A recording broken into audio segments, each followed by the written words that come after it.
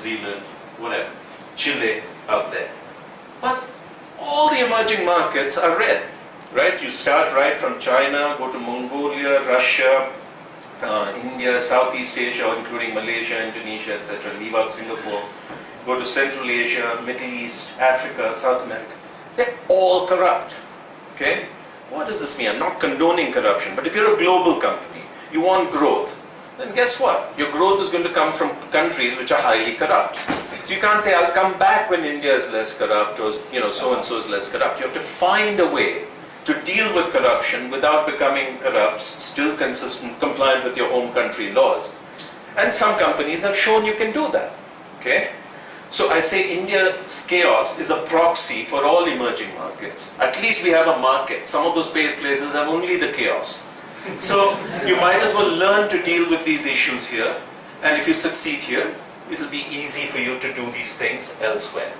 And I give another example of this. In 1962, the American ambassador to India was this gentleman called John Kenneth Galbraith. And he described India as a functioning anarchy.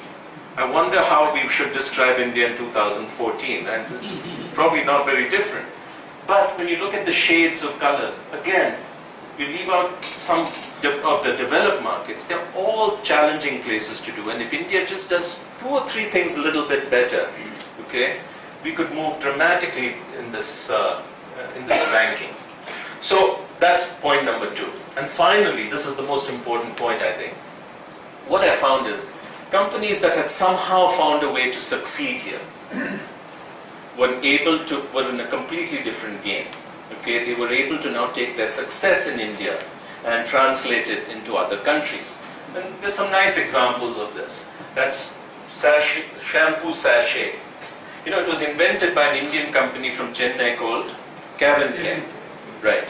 It wasn't Unilever, but Unilever copied it pretty quickly and it became a big success in India. Then they took it to other emerging markets and they do well. But last year, the CEO, Paul Polman, was saying, where the fastest growth of sachets is? It's not emerging markets. It's Southern Europe. It's in Spain, it's in Greece, it's in Portugal, where people have become poorer. And suddenly they see the value of buying a single-use thing instead of a whole bottle. Okay? So it is no longer about rich countries and poor countries. It is about the rich segment and the middle segment and the poor segment in every country. Even in America, people are becoming poorer. The middle class is declining. So the things that we find appealing are equally appealing there. Take that water purifier.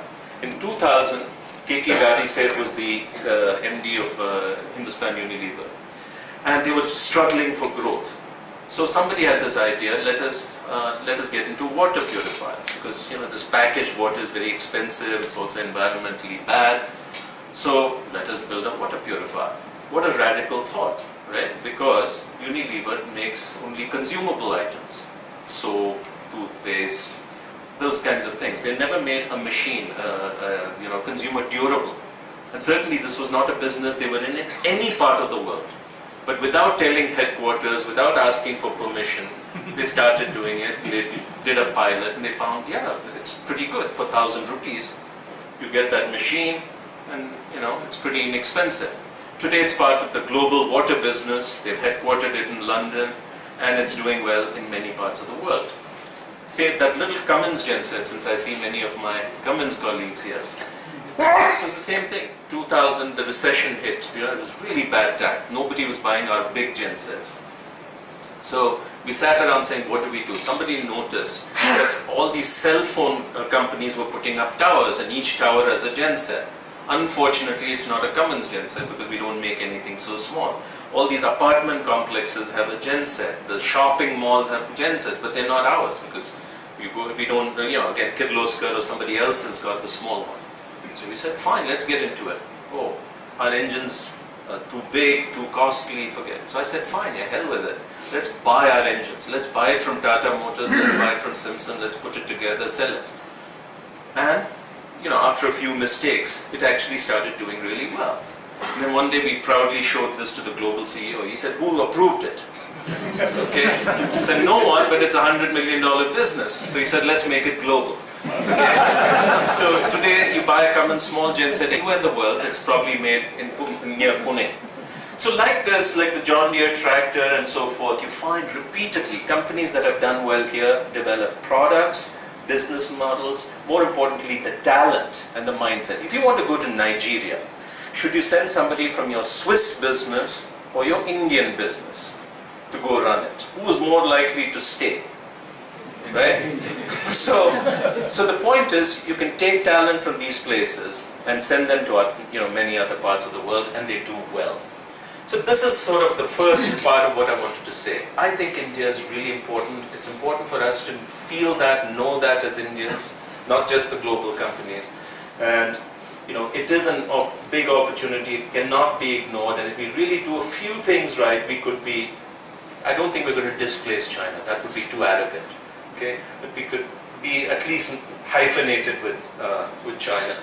Second is learn to deal with chaos. The world is a chaotic place. It's getting more chaotic, and so you better learn to deal with it rather than wish it away. And finally, India is a lab. And if you succeed here, you can succeed everywhere. If you don't succeed here, you're going to run into the same problems country after country after country. So that's kind of one part of what I wanted to talk about. The second thing is, okay, fine.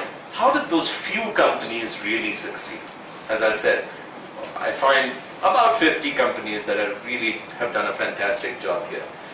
They're working in the same difficult, corrupt, chaotic environment. Okay, so it's not the market. What do they do differently compared to everyone else? First of all, you've got to have a common definition of what is success. Success doesn't mean I met my budget. In many companies, they said that, I go there, how are you doing? Very well, sir, we met our budget. Or we grew double digits last year. Compared to America, which was 0 or 1% or negative 1%, that looks good. But if your competitor is growing 35%, then it makes, it's meaningless. So I said success means 3 or 4 things. Number 1 is, hey, are you the leader in your industry? And are you growing faster than everybody else? If so, yeah, that's success. How much of your global growth is coming from India?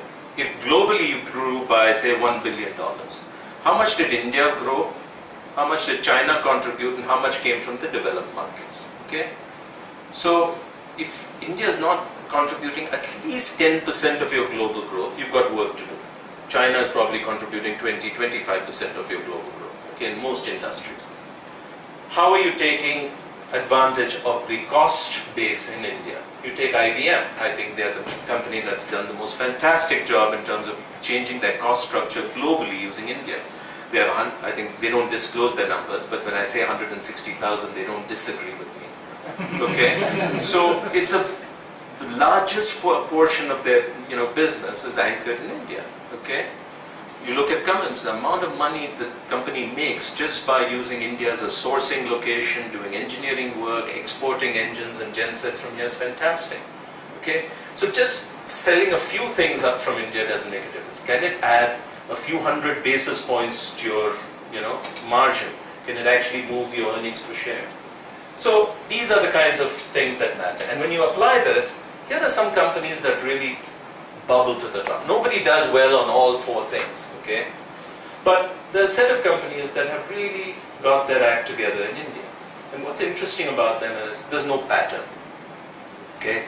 They're big companies, they're medium companies, they're small companies. They're consumer products, financial services, IT, and automotive, heavy engineering, all sorts of companies.